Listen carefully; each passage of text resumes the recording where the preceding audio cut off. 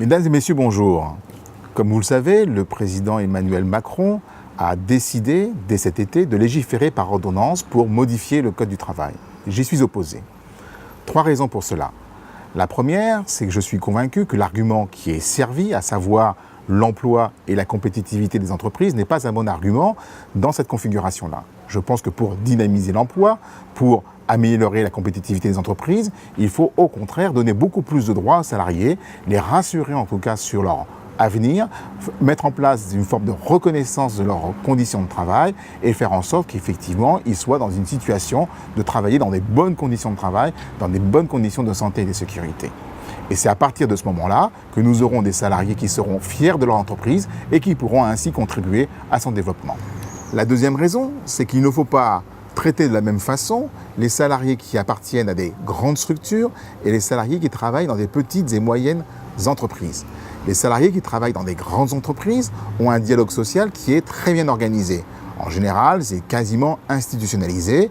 Ils ont des délégués syndicaux, des représentants syndicaux, des salariés permanents, parfois au comité d'entreprise. Ils ont des heures de délégation suffisantes pour traiter des questions de santé et sécurité. Et ils ont en face d'eux des directeurs de ressources humaines et des directeurs de relations sociales qui sont en général des gens très compétents.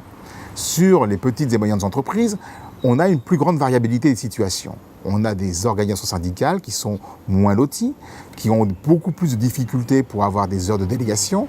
On a des directions des ressources humaines qui utilisent un petit peu parfois le chantage à l'emploi de façon à favoriser dans leur sens les négociations d'accords qui peuvent avoir lieu.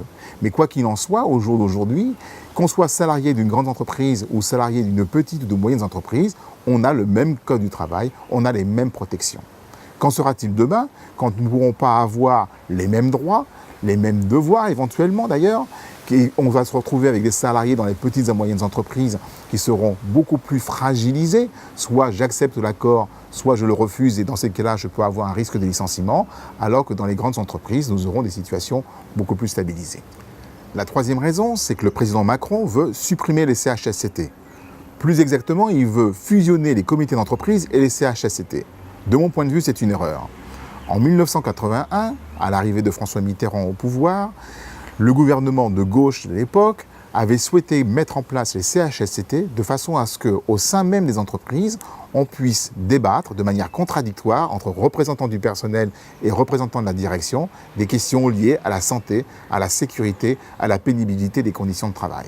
Ceci a permis de mieux connaître les causes profondes des accidents du travail et des maladies professionnelles, que ces causes soient organisationnelles ou techniques. La conséquence, c'est qu'on a pu voir dans beaucoup d'entreprises une baisse significative des accidents du travail et une meilleure reconnaissance des maladies professionnelles. Avec la fusion des CHSCT et des CE, les questions financières, économiques des entreprises deviendront prioritaires. Et les questions liées aux conditions de travail, à la santé, à la sécurité et à la pénibilité des conditions de travail des salariés deviendront secondaires. Le risque, bien évidemment, c'est qu'on puisse avoir dans les entreprises une recrudescence des accidents du travail et une moins bonne connaissance des maladies professionnelles. Je vous donne rendez-vous donc le 11 juin. À très bientôt.